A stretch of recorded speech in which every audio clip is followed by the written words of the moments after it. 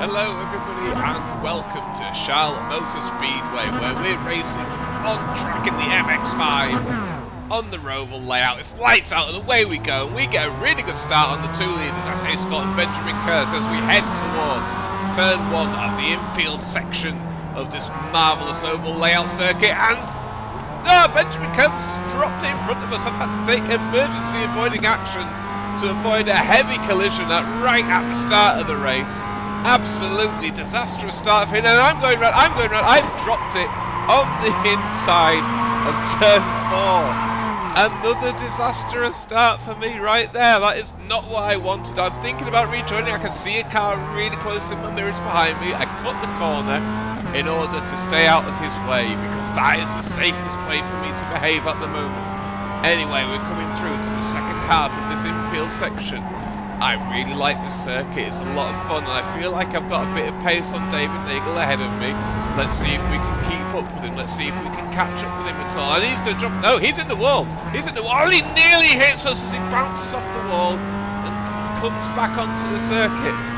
Oh, two very, very close calls in the first lap of this race, and you can see on the track map there is already a fair bit of field spread here. Wow, what a chaotic start. Anyway, we're approaching this chicane here, going to brake just before the 1 indicator, get it turned in nicely, hit the apex on both sides. You can see the car ahead of us, Kevin DeBalf. He always cuts across the inside there, and it gains him a car's length from me, but I don't know where the limit is for that manoeuvre, and I don't want to start trying to learn where you can get away with it at the risk of getting too many 1X's as we come into the final chicane of this outfield oval section of the track and head back around for another lap. Let's take a look at the replay and see what on earth happened there. Immediately you can see the number 11 car got off to a little bit of a jump start, and I just get on the go pedal a lot quicker than the two cars ahead of me, and yeah, then all chaos kicks in. We can see the number 9, you can watch him spin around ahead of me. Now I'm going left and I'm going right. Oh, there's just chaos behind this car, hitting each other all over the place as we go past the pit exit. Remember the pit exit for this one. So here we are, we're approaching turn 3, and I just forget that I've got cold brakes and cold tyres, and that they don't like it when you're turning and you're braking, and so I go spinning around. Very pretty, I must admit. I keep it floored so I can spin the car back around a little bit quicker, and as you can see I rejoin the track in a safe manner. Back into the live action. We are on lap 3 as we're approaching turn 1, and there's another accident ahead of us. No, that's a dangerous back marker, really getting in the way of me there. And there's a car to my left exiting the pits, which really spooks me onto the entrance of this corner. Again, more chaos in this race, and I was absolutely terrified at this point. Let's have a look at the replay. You can see this orange and white car just driving across the track, hits another wall for his troubles. And here the red car comes out the pits, obviously serving their drive-through penalty, I'm guessing, from the start of the race where they jumped it. But boy, I was not expecting to hear an engine buzzing in my ear at that point in time. Anyway, we're still here on lap 3. I've got Ryan McKee and Kevin DeBalk ahead of me. Kevin looks like he's going to be pretty quick. He's got a better I rating than the rest of us. He's a B licensed driver. We're all rookies around here as we come into the oval section once again. And I am hoping that Ryan and Kevin can start getting into a battle, because that would suit me ever so nicely. But it looks like I've got a better run through this part of the oval than Ryan McKee has. Am I going to be able to get on the inside? Yeah, I fly at the inside. It looks like he gets out of it, to be honest. But that's another position regained for me, and back up into P4. You can see Kevin really take that cut there, almost onto the white part of the track there. It's an amazing car. I'm surprised you can get away with it. Or maybe he's just risking to get 10 1X's, not care about his safety rating, but gain some I rating and gain some lap time. I don't know, that's something for me to experiment with. So we watch a replay of me gaining that position. We move on to lap 4 out of 10. We're coming through into the chicane at the top of the circuit once again, and I'm right behind Kevin DeBalk as he takes his funky line through here. Maybe it's the way forward, maybe it isn't, I don't know, we shall see. but I look to be gaining on him as we go through this banked oval section towards the end of the lap. I'm going to go wide on the entrance, he's going to go in the inside, and I'm going to get on the brakes, and he's going to go really deep, really deep, and it looks like I'm going to be able to swing around the outside. Excellent, I've gained another position. I'm up into P2 at the beginning of lap 5 of this race, and I'm delighted with that one. You can see here, Valk just gets it all wrong, completely misses the apex, goes super deep. That's obviously a mistake. I don't really know what happened there. Maybe I spooked him in his mirrors, maybe he took his eye off the ball for a moment, I don't know. We're here again though on lap 5 still, and we're approaching the entrance to the oval again, and it's my turn to not get it great, and you can see the Valk is all over my rear end. I'm not going to cut down really hard on him to the inside, to be honest. If I went to the inside, he's just going to go to the outside. He's got such better pace than me on this exit, and I've blown it. I've lost the position that I'd worked so hard to gain. Can I send it round the outside though into the chicane? No, I'm going to brake a little bit early, try and come back and come underneath him, but that's not going to work out for me because I didn't get my line just quite right there to make that work. A little bit disappointed with it, but let's take a look at the replay. You can see that my exit onto the oval was just not good enough on that lap.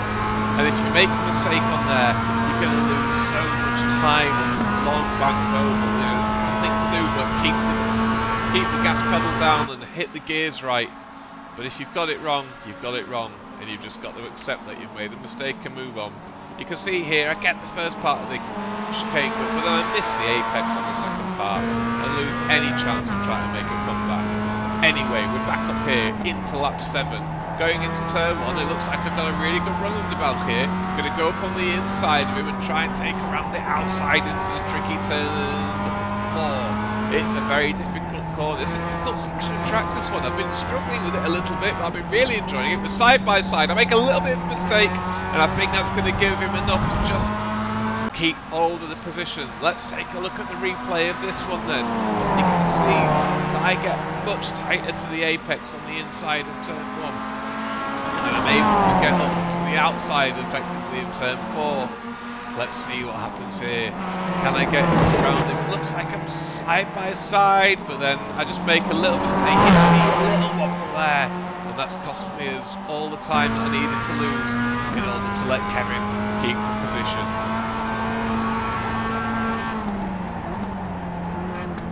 Anyway, we're going to stay on board and see what else we can do here. Can we get a good exit onto the oval? Let's see what we can do. It looks like I'm going to get a good exit. Please like and subscribe if you're enjoying this videos. Hit that notification bell if you want to see them as soon as they're uploaded. We are heading towards the chicane once more, and I've got Kevin DeBalk right in front of me, and I've got the overspeed on him. Can I send it round the outside into the chicane? I'm going to brake as late as I dare just before the 1. I hang it round the outside to the entrance of it, and then I'm going to clip the inside curve. Oh, that's going to send me spinning round. Ah, the second time in one race I've made a mistake and it's cost me vital time. Terribly disappointed with that one. Let's take a look at the replay as I'm going to go round the outside to the entrance to the chicane, and it looks like I've got the job done. I'm ahead of him there, and then I just take too much of that curb on the inside and it sends me right round. And to rub salt into the wound, that number 9 car, you saw him crashing at the beginning. He's overtaken me. Now we've moved forward to lap 9. I am in P4. Kevin DeBalk and Benjamin Kerr, the number 9 car who dropped him at the start of the race, are in the middle of a huge battle. And I have been gaining time with these guys, hand over fist for the last lap or so. We're going to watch them in the top right hand corner, battling it out through this chicane. And throughout most of the rest of this lap, these guys were going at it fiercely, absolutely fiercely, as we round the second set of the oval corners in this lap. And we're going to approach the lap 10, the last lap of this race, and they are going to go side by side into the chicane. Who's going to come out in the lead? Is it going to be Kevin DeBalk? Is it going to be Benjamin Kurth? Well, it looks really close, but it looks like Kevin is going to hold the position for now. He's got the inside line into turn 1. Benjamin Kurth is going to try and cut back up there on the inside. He's going to be on the outside though in turn 4, but he can't quite get alongside him. And they're battling really, really hard. You can see that I'm just gaining on these guys, and I am absolutely loving this. Are they going to battle? Are they going to make a mistake? Is one of them going to drop the ball?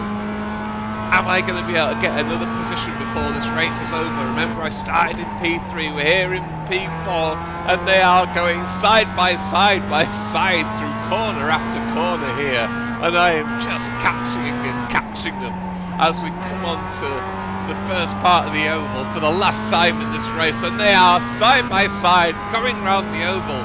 What's going to happen when we reach the chicane? Has Benjamin Kurth got the run? Is he going to be able to get past Kevin de Balk? Let's see. Let's see what happens here. We're going to cut away from the replay screen, and we're going to watch it. It looks like Kevin's going to get the outside, and they touch. They touch. Kevin is out. Benjamin Kurth keeps moving forward. We're going to have a look at the replay of that one. What happened here? And oh, it's a nasty accident. Maybe it's a racing incident. Maybe it's a little bit on Benjamin Kurth, that one. Kevin gave plenty of space. He just got too close. They banged doors, and unluckily for Kevin, that spins him round. As we finish the race, we cross the line in P3. What a chaotic one that one was, ladies and gentlemen. I hope you've enjoyed that one as much as I did. Thanks for watching. I'll see you at the next one.